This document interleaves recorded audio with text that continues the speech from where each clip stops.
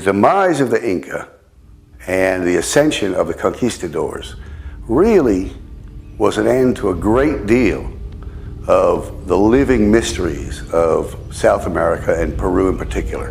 But some of those ancient teachings kept on a simple basis like food, for instance. It turns out that Peru is home to 11 of the 33 plants that keep mankind from starvation. Chocolate, peanuts, most of the world's corn. Other mysteries were kept by the healers of the communities. The healers in some societies are called the witch doctors. The healers in some societies are called curanderos, the curers. What they were in indigenous society is someone who had basically a farmer's almanac in his head of when to plant, when to harvest, when the rivers were going to come up suddenly, when flooding would start, when would the ice melt, when things were going to happen. To be able to have that information, to be able to alert the tribe or the indigenous group, or the city, in the case of post-Inca society, this person had to have access to information that no one else had. The word we use today for these sorts of people is shaman.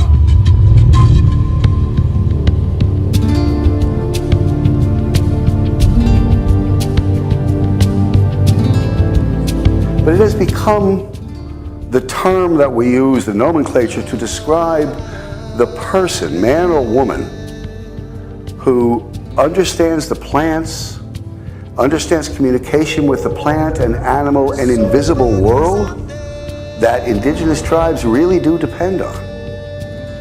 They depend on it for their livelihood. If you're hunting for a living and you hunt in the wrong place, everybody starves. If you hunt and overlap with another tribe's or another group's hunting area, you have a conflict. People are going to die. So the shaman is the man or woman entrusted with the knowledge of how to communicate with the plant, animal, and invisible world. Now, for a lot of people, that seems like an odd supposition. What plant world? Well, let's take that to the real simplest example. I think, no. Indigenous peoples of Peru and Bolivia and elsewhere in South America believe that all matter has life, has will, has intention. If you question them on it, they'll simply say, yell at a tree every day for a month and the tree will die. Sing to the tree every day for a month and flowers will grow all over its leaves, its roots will come up, it'll set out new branches. That we know is true here. It's a form of communication. Now, can I do it? Can you do it? Possibly yes, possibly no. But there are the remnants of societies like the Incan culture, which depended very heavily on the San Pedro cactus. The San Pedro cactus allowed the user, in drinking a decoction of the cactus, allowed the user to access, to change the vibration of his body and mind, or her body and mind, to the point where it was moving at the speed of other species, the speed of a tree. Can you talk to a tree? Of course not. The tree doesn't have vocal cords. Can you communicate with a tree? Well, not really if it's moving at a certain speed and you're moving at a completely different speed. But if you can slow down or speed up to the point where you're at the same level as that tree or that stone or that flower or that vine, you suddenly have access to a world in which that vine, that stone, that tree lives. That's what the shaman had. That was the secret. In the mountains and on the coast, in Peru in particular, the San Pedro cactus was used. In northern Mexico, peyote was used and later adopted by the Apaches in the United States, and then the Kiowa, and then the Southern Utes and other tribes for their great ceremonies. In the jungle throughout South America these days, a vine and a leaf decoction called Ayahuasca is what's used to access those other worlds. ayahuasca, it's being used by a lot of people around the world these days, and an awful lot of people are going to Peru to try it, to use it. Traditionally, that's not how it would have been used. A gringo wouldn't necessarily use the ayahuasca. A person with a problem would go to a healer. He would tell the healer, I've got a problem. The healer would drink the ayahuasca, access other realms of reality, other levels of reality, and come back with a solution to the person's problem. At its very simplest, here's an example. I had a teacher, Julio Herrera, for a long time, 25, almost 30 years. A man came up while I was visiting Julio years ago. A man came up the river, flying up the river in a canoe, and he said, Julio, I'm told you're the best shaman around here, you're the best curandero, you're the best ayahuasquero. Someone is wishing me ill, someone's giving me the evil eye. Someone wants me hurt. Julio said, well, why? He said, because every time I sell my chickens, every time I sell my yucca, I get hurt. And then I can't work for weeks at a time. I have a broken leg or a broken arm. Will you drink ayahuasca and find out who's doing this to me so that I can get even with them? Julio laughed and said, yeah, relax. That night, Julio drank, I drank. The man didn't drink because it's not his tradition. Julio went into his ayahuasca dream. He accessed some other levels, and he came back and he laughed. And he said, I gotta tell you, there's good news, there's bad news. What's the good news? Well, the good news is no one's doing you any harm. What's the bad news? Julio said, the bad news is, in my dream, I saw that every time you sell your crops or your chickens, you go to that bar in Herrera, a little fishing town nearby, and you go to that cantina with the 2 steps and get drunk. But the bottom step's broken. So when you come out and you're good and drunk, you fall on the broken step and you hurt yourself. So to solve your problem, you can do 2 things. You can stop drinking when you sell your chickens or your crops, or you can fix the damn step. So that's ayahuasca healing at its simplest. And ayahuasca healing goes further than that, because in Peru, just as San Pedro healing is equally, in a place like Peru, things that to us seem very mysterious are very ordinary to them. To people like my mother-in-law or my late father-in-law, illness is simply seen as a physical symptom of a disturbance on another level of reality. The curandero or the shaman drinks the ayahuasca or the San Pedro. He accesses or she accesses that other level of reality, sees what's out of balance, and comes back and tells you, this is how to fix that. Don't drink after you sell your crops, or fix the darn stoop. Stop falling off it. Very simple. But in the case of cancer, or in the case of body lice that you can't get rid of with any normal treatment, or a fungus that's just eating away at a person's body, the curandero might not have experience with that disease at all. So the curandero would go up in his ayahuasca dream or San Pedro dream, and he would visit, essentially, somehow, kind of a plant market. And he would talk to plants, allies that he had, and ask them, what do I do for this person? How do I cure this? What's wrong that's causing this? And he might be given, or she might be given, a simple solution of, well, these plants in combination, boiled this way and used as a poultice for this many days, will take care of the symptom. The fungus will go away and stop eating their flesh. But the real problem is that person has built a small chakra, a small field, in an area that's poisoned with this fungus. So to solve the problem altogether, they're going to have to move where their field is to an area that doesn't contain that fungus, so they don't get it all over their feet and legs. Now, as simple as that sounds, let me show you. We think of ceremonies as complicated affairs. In a place like Peru, the entire ayahuasca ceremony is as simple as these 2 jars,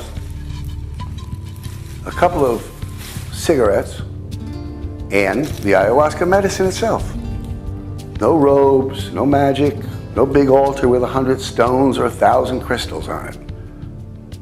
You've got a medicine here that will protect you from enemies and negative forces if you decide to enter that world. This is called Kamalunga.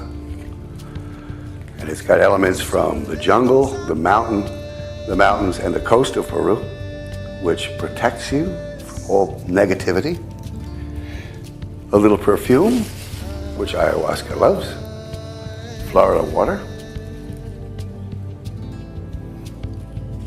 Once you've drunk the ayahuasca, 2 or 3 ounces, the curandero will turn off the lights and he will use this, a leaf bundle rattle called a chicapa.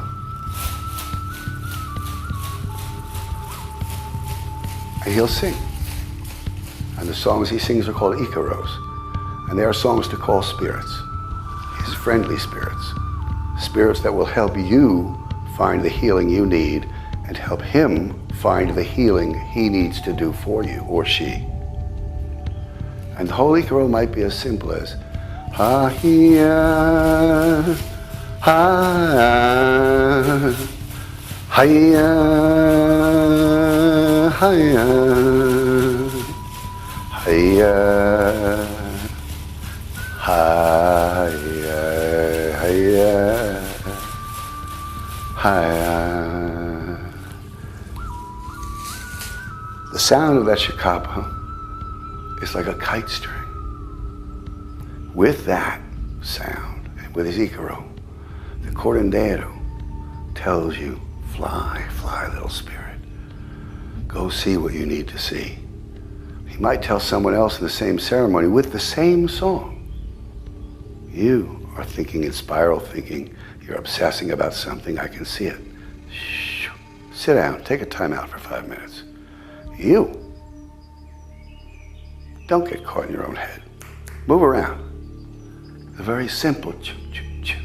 At the end of a simple ceremony, and this is as complicated as it gets, in the morning, people are liable to go up to the curandero and say, it was so wonderful the way you came over and you worked on me and you massaged my head and my chakras and you helped me release some awful pain I've been living with my whole life. And the curandero is liable to laugh and say, that's funny because I never left my little seat for all 3 hours of the ceremony. Each person in the ceremony is liable to say, but you worked on me, you worked on me, you worked on, and the answer was he did, or she did. But he didn't leave his physical space. He simply sent his spirit out to work on each person as they needed it. This is the kind of mystery that still exists in places like Peru.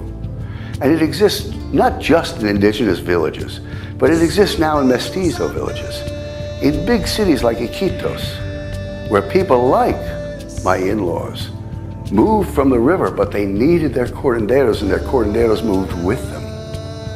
So they could keep telling them how they can make a living, which child is going to get sick in 3 months, and how to avoid the sickness that's going to come up. Or if a child's sick, how to cure them and how to fix them for next time around. What to them is daily life is to us often a huge, huge mystery. That's not where these stories end. Some of it gets to a point where, for most of us, it's very difficult to really believe. I take groups out to the jungle for the last 10 or 12 years. A couple of times a year. I lived in Peru for a while. It was fun. I couldn't afford it, but I'm still so in love with Peru, I wanted to go back. Julio was an extraordinary teacher and remained one until a couple of years ago. In about 2004, I had a woman get in touch with me who was dying of cancer. She had 4 or 5 weeks left to live. And I said, great, you're not coming on my trip. That's the last thing I'm gonna do is take you out in the middle of the woods and have you, keel over. And I eventually talked to her doctors in Australia, and I talked to her boyfriend in Australia and her daughter in Australia. And all of them said, yep, Mom was really dying. Mom wants to go this way. And she's gonna show up when the trip starts. So you either have to physically kick her, to the curb, or you're gonna take her out to the jungle, because That's her plan for some crazy reason. Well, it turned out she did show up, and she showed up with her boyfriend. And I said, okay, you don't look like you're dying, but I'm going to tell you what, we're going to make a deal. You can't die in the jungle. You can't die for 6 months after this jungle. And she laughed and said, I'm not going to make 6 days. I mean, I'm over. And I said, nope, we're going to make a deal right now, and you're going to live 6 months. And we're going to give you one more Christmas with your daughter. And that's about 8 months away. The woman laughed, and with that, she said, okay, I promise I'll live. We took her out to the jungle. Julio drank. She drank. She had an awful, awful time. She was sick all night. She was just retching and in physical pain from her cancer. It was kind of an awful situation. And in the morning, Julio said, well, you know, I see what's wrong with her. And that night, he had allowed me to see, working with his shakapa, during the evening of the ceremony, Julio had very graciously given me kind of a sideline sight, so that he allowed me, as he moved his shakapa, to watch as his energy ran through the leaves into the woman's body. And he just began moving things around. He simply began moving solid objects inside her around. Nonetheless, in the morning, after this woman's terrible discomfort at night, he said, Peter, you can't cure cancer with ayahuasca. It's a mix of hot and cold, and you need 2 hots or 2 colds. You can't. But I did go to a plant market, and I was told what to get her.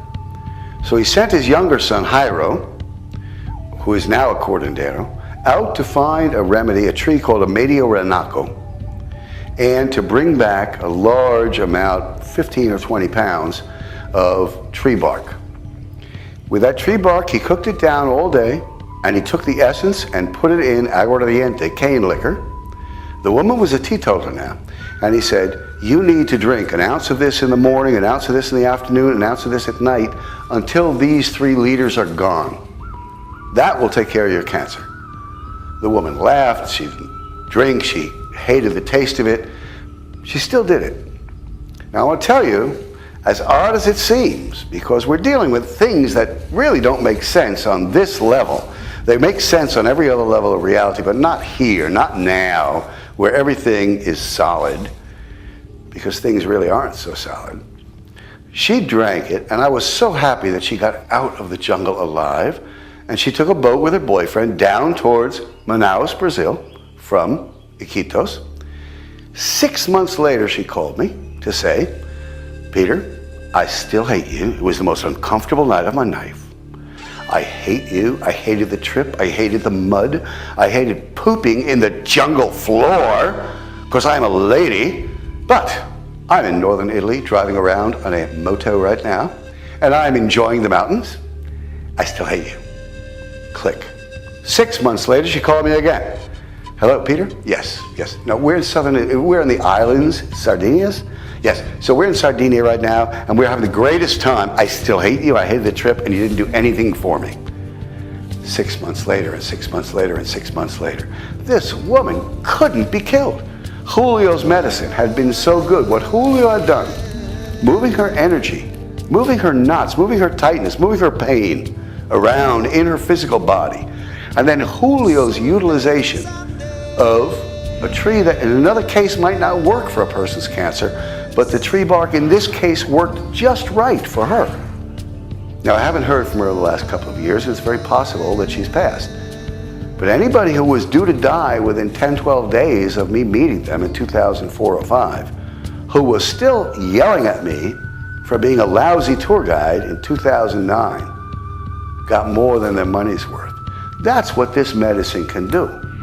And the reason it can do it is because that tree, the spirit of that tree told Julio that night, because I've never seen him use it on a cancer patient before. Today, I will work effectively on this woman to heal her. So we really are talking about spirits, live spirits who communicate. And we're talking about an ability of a human being to get outside of the rigid structure of his own body, to be able to get into a place where he is communicating with those other spirits. He didn't just take a stab in the dark. Julio was curing people for 50, 60 years on that river. Everybody on the river came up, and almost everybody got healing. Some people ignored it. Some people didn't pay attention. And certainly Julio wasn't a saint, and so he had some off days, like every curandero and every brain surgeon has. We're not perfect. But when he was on his game, which is most of the time, his ability to utilize the medicine, the ayahuasca in his case, to be able to escape the physical boundaries of the body, to be able to communicate with spirits. They could be the spirits of the dead. They could be the spirits of ancestors from long ago. And as crazy as it sounds, you know, I once was asked by my father, who had been dead 20 years, to ask a question of my mother, who'd been dead 15 years, and they had a wonderful, loving relationship. And I said, Julio, I've got to go to the world of the dead. Does the world of the dead exist? Because I was supposed to ask, my father asked me to ask my mom, and Julio laughed and said, tomorrow night we're going to add some chiricsanango. Chiricsanango is a very well-known plant. It's in the Bromfelsia family, very close to the Brugmansias, and it's very difficult to control and very powerful and overwhelming. And he said, but to get to the world of the dead, you'll need this. The night we drank, with that as part of the admixture of the ayahuasca, I thought about my father, I thought about my mother, and I thought about the absurdity of the whole, why am I thinking a world of the dead? There is no world of the dead. I don't know if there's heaven, I don't know if there's hell, I don't know if there's anything after this or anything before this. And while I was thinking that, I suddenly started zooming through emptiness. Emptiness, emptiness, emptiness, forever it seemed. And then suddenly I hit a wall. And I bounced off the wall, and I tried to get around it, above it, below it, on the side. It was the biggest wall. It was like gauze 1,000,000 miles thick and high and wide. And there was no way in, around it, through it, or anything. And I thought, well, shoot, this is as far as I go. And then it suddenly occurred to me, maybe this, in the way I perceive it, is the wall for the world of the dead. Crazy as that sounds, it made sense at that time. And so I thought, okay, this is really embarrassing. But I began to silently shout out, Mom, Mom, are you there? Is this, I know I'm crazy, but are you there? And suddenly the gauze began to come together. And as it came together as the woman I knew as my mom. And she looked at me and said, you've got to stop calling me like this. You don't know how hard it is to come together in a shape that you could recognize as me. And I swear, if you had given me a pen, 1,000 pens, 1,000,000 pens, 1,000 pieces of paper, 1,000,000 pieces of paper, and all the time from the beginning of the world until that moment, and said, what will your mother say if you meet her 15 years after she dies? That would not have been on those papers. That simply wouldn't have been there. And in the end, that has become my litmus test for what's an hallucination and what's a vision. And in a case like that, where it's something so outside of anything I could have imagined, her coming together. 5 years, 10 years later, Arnold Schwarzenegger pulled the same trick in Predator. 10 years later. I saw that 10 years earlier. It had never been done on film. It was not something I could have imagined. It was not something I could have dreamt. It was not something I'd read in a book. It was not something someone told me. To me, that was the moment when I realized, not only do all things have life, all things, all matter. Plastic chair in front of you, the plastic chair you're sitting on, the computer screen, the television screen you're watching, was a tree just a few years ago in terms of the length of time of the world. a few thousand years ago. That's what plastic is. That's what oil is. It's tree matter. It had life. It still has life. And in that moment, I realized not only does everything have life and that life is accessible, but life as we know it probably doesn't stop when our body stops. Because I had a dead woman talking to me, telling me it was so hard to come together in a shape I could recognize as her. And it really blew my mind, but it made the point real clear and took it real home. The whole thing is bigger than all of us. The whole thing is much deeper than all of us. The whole thing is more broader. The center of the center is way down deep. The top of the top is bigger than we can imagine. Life is everywhere, even in death.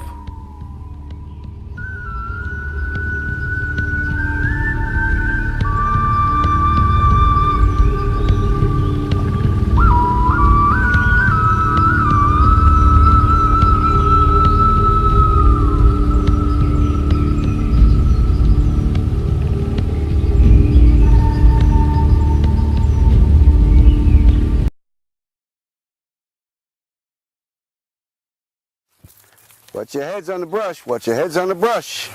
Watch your hats.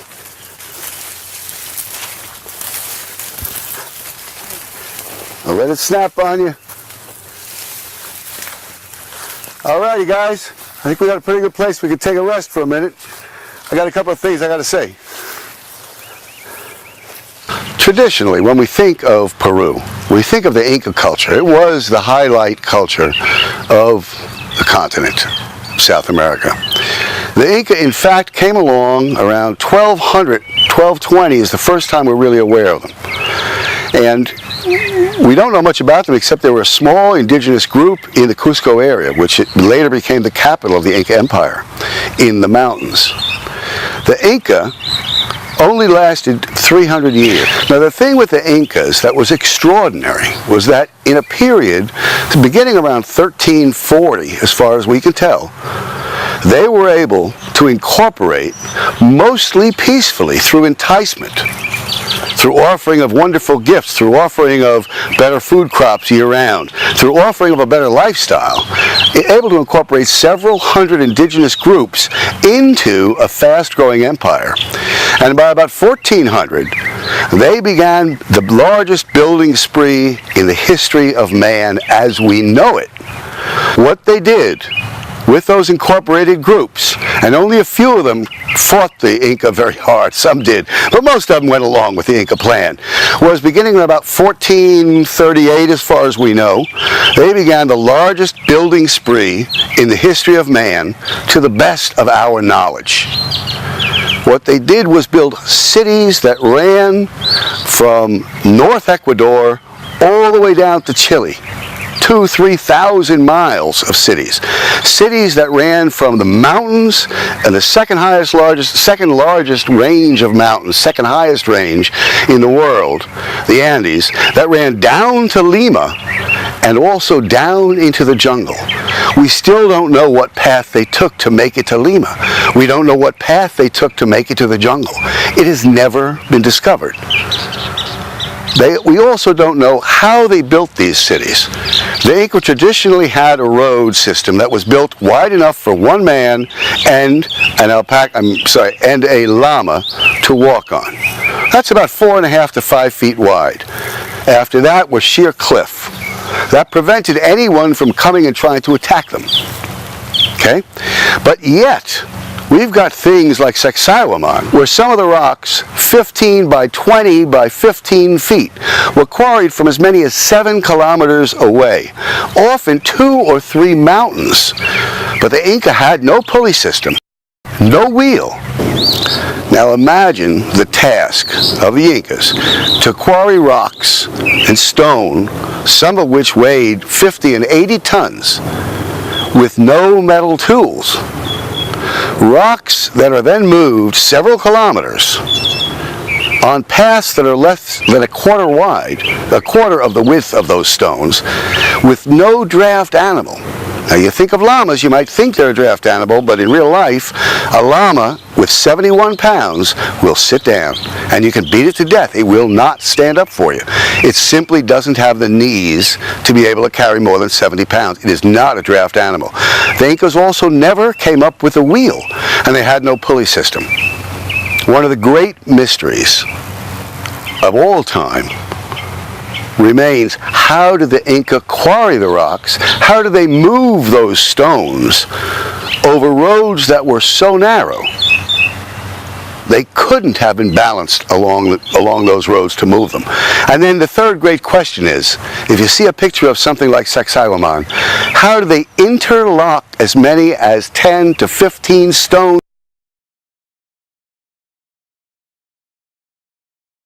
which to this day can't have a piece of loose leaf paper or a postcard put in between them? Who was holding up an 18-ton stone while the rock quarrier was taking his measurements? How long did they hold that stone? How did they hold that stone 28 feet off the ground? You know, when we think about South America, we think about the Incas, I've got to tell you, we're really just talking about the tip of the iceberg, of the mystery of this unfathomable continent. Just the beginning.